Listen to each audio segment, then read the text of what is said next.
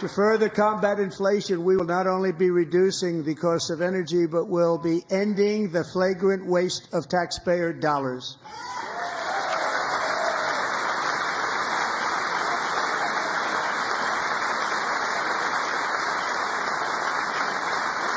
And to that end, I have created the brand new Department of Government Efficiency, DOGE. Perhaps you've heard of it. Perhaps.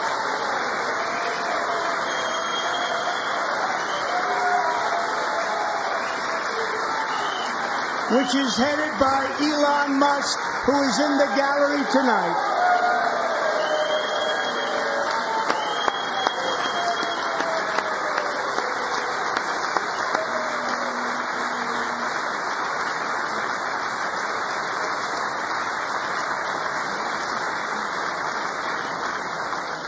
Thank you, Elon. He's working very hard. He didn't need this. He didn't need this. Thank you very much. We appreciate it. Everybody here, even this side, appreciates it, I believe. They just don't want to admit that. Just listen to some of the appalling waste we have already identified. $22 billion from HHS to provide free housing and cars for illegal aliens. $45 million for diversity, equity, and inclusion scholarships in Burma. $40 million to improve the social and economic inclusion of sedentary migrants. Nobody knows what that is. $8 million to promote LGBTQI+ in the African nation of Lesotho, which nobody has ever heard of. $60 million for indigenous peoples and Afro-Colombian empowerment in Central America. $60 million. $8 million for making mice transgender. This is real. $32 million for a left-wing propaganda operation in Moldova. $10 million for male circumcision in Mozambique. $20 million for the Arab Sesame Street in the Middle East. It's a program. $20 million for a program. $1.9 billion to recently created Decarbonization of Homes Committee, headed up, and we know she's involved. Just at the last moment, the money was passed over by a woman named Stacey Abrams. Have you ever heard of her? A $3.5 million consulting contract for lavish fish monitoring. $1.5 million for voter confidence in Liberia. $14 million for social cohesion in Mali. $59 million for illegal alien hotel rooms in New York City. He's a real estate developer. He's done very well. $250,000 to increase vegan local climate action innovation in Zambia. $42 million for social and behavior change in Uganda. $14 million for improving public procurement in Serbia. $47 million for improving learning outcomes in Asia. Asia's doing very well with learning. You know what we're doing. Should use it ourselves. And $101 million for DEI contracts at the Department of Education, the most ever paid, nothing even like it. Under the Trump administration, all of these scams, and they're far worse, but I didn't think it was appropriate to talk about them. They're so bad.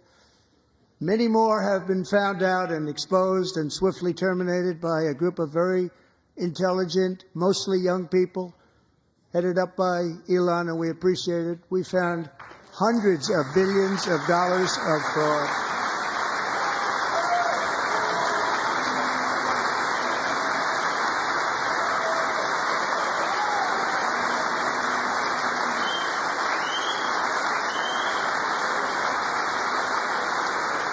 And we've taken back the money and reduced our debt to fight inflation and other things. Taking back a lot of that money. We got it just in time. This is just the beginning. The Government Accountability Office, a federal government office, has estimated annual fraud of over $500 billion in our nation, and we are working very hard to stop it. We're going to. We're also identifying shocking levels of incompetence and probable fraud in the Social Security program for our seniors and that our seniors and people that we love rely on. Believe it or not, government databases list 4.7 million Social Security members from people aged 100 to 109 years old. It lists 3.6 million people from ages 110 to 119. I don't know any of them. I know some people that are rather elderly, but not quite that elderly. 3.47 million people from ages 120 to 129. 3.9 million people from ages 130 to 139. 3.5 million people from ages 140 to 149. And money is being paid to many of them. And we're searching right now. In fact, Pam, good luck.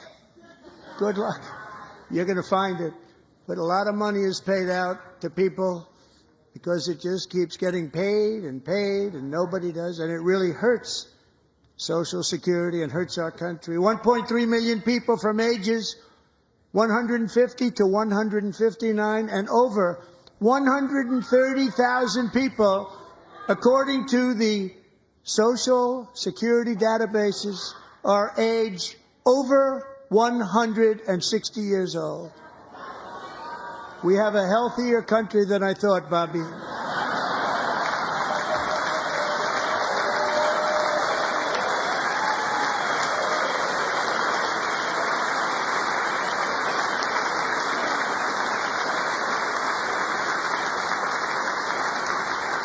Including, to finish, 1,039 people between the ages of 220 and 229, one person between the age of 240 and 249, and one person is listed at 360 years of age. More than 100 years older than our country. But we're going to find out where that money's going, and it's not going to be pretty. By slashing all of the fraud, waste, and theft we can find, we will defeat inflation, bring down mortgage rates, lower car payments and grocery prices, protect our seniors, and put more money in the pockets of American families.